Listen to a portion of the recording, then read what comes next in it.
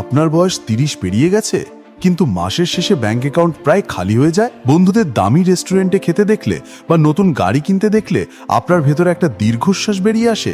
যদি উত্তর হ্যাঁ হয়, অনেকেই ভাবে 30 বছর মানে জীবনের অর্ধেক শেষ।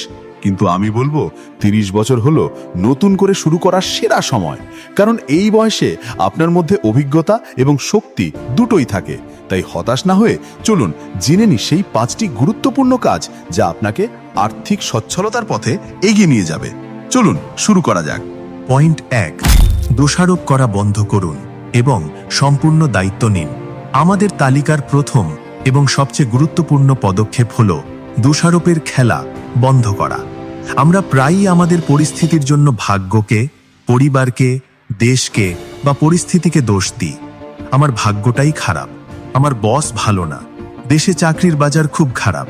এই কথাগুলো বলা খুব সহজ। পয়েন্ট 2, একটি হাই ইনকাম স্কিল বা উচ্চ আয়ের দক্ষতা অর্জন করুন।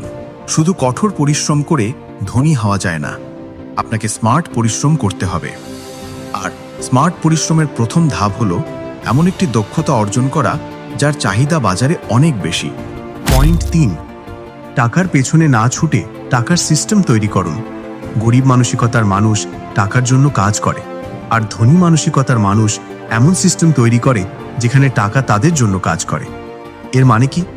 এর মানে হলো আপনার আয়ের মাত্র একটি উৎস থাকলে চলবে না, আপনাকে একাধিক আয়ের উৎস বা মাল্টিপল ইনকাম স্ট্রিম তৈরি করতে হবে। আপনার চাকরির পাশাপাশি একটি ছোট সাইড হাসল বা পার্শ্ব ব্যবসা শুরু করুন। পয়েন্ট 4, জিরো বেসড বাজেটিং এবং সঞ্চয়ের অভ্যাস করুন। আয় বাড়ালেই হবে না, টাকা ধরে রাখাও শিখতে হবে।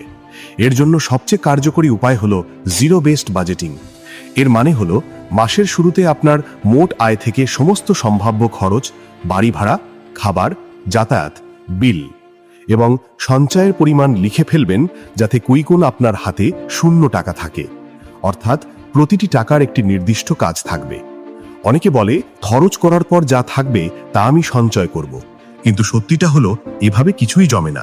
আপনাকে প্রথমে সঞ্চয় করতে হবে, তারপর বাকি টাকা খরচ করতে হবে। পয়েন্ট 5, সঠিক মানুষের সাথে সম্পর্ক তৈরি করুন এবং স্বাস্থ্যের যত্ন নিন। আপনি সেই 5 জন মানুষের গড় যাদের সাথে আপনি সবচেয়ে বেশি সময় কাটান। আপনার আশেপাশের মানুষ যদি সবসময় হতাশার কথা বলে, তাহলে আপনিও হতাশ হবেন।